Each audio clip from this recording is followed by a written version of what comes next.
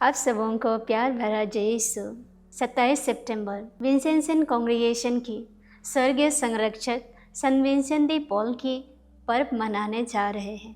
संत Vincent दी Paul का जीवन बहुत ही प्रेरणादायक है।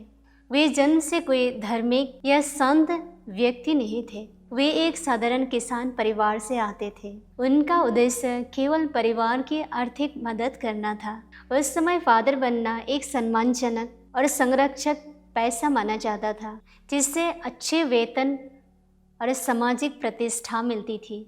संत विंसेंट दी पॉल 15 वर्ष में ही फादर बनने की ट्रेनिंग शुरू की और 19 वर्ष की उम्र में ही फादर बन गए। उस समय कोई औपचारिक ट्रेनिंग नहीं थी, बल्कि बस किसी अनुभवी फादर के साथ रहकर सेवा करनी होती थी। एक बार संत विंसेंट दी पॉल धन एकत्र करने की यात्रा में समुद्र के डाकुओं ने उन्हें पकड़ लिया और 2 साल तक गुलाम बने रहे। 2 साल तक उन्होंने भयंकर कष्ट झेले, बीमारी, तिरस्कार और अपमान अनुभव किया।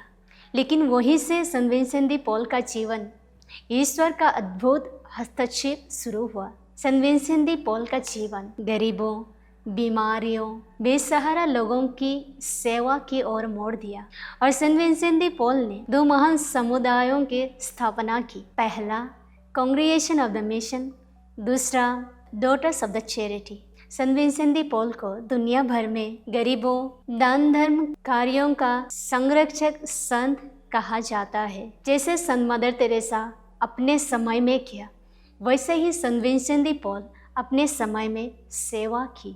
हम देख सकते हैं संत विंसेंट दी पॉल अनुयायी फादर, सिस्टर और अन्य समर्पित जन अत्यंत उत्साह और निस्वार्थ भाव से लोगों की सेवा में लगे हुए हैं।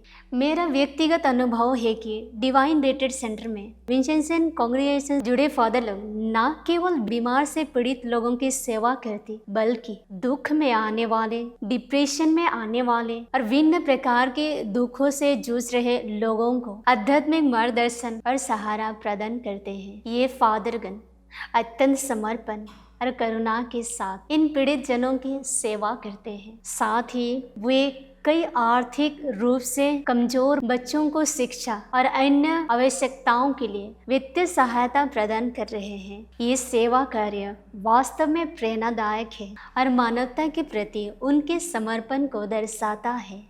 उनका जीवन हमें यह सिखाता है, चाहे उनका आरंभ कैसा भी क्यों ना हो, ईश्वर की बुलाहट व्यक्तिगत होती है। यह मत सोचिए कि दूसरा नहीं आ रहे तो मैं भी ना जाऊं। सेवा तब नहीं करनी चाहिए जब मन लगे या सुविधा हो, बल्कि तब भी करनी चाहिए जब कठिनाई हो। तुम्हारा बुलावा तुम्हारे पिता की ओर से है, या कोई मजदूरी नहीं, ये तुम्हारा दायित्व है। ईश्वर आपको किसी भी क्षण बदल सकते हैं और आपको महानता की ओर बुला सकते हैं। आमीन। जय यीशु।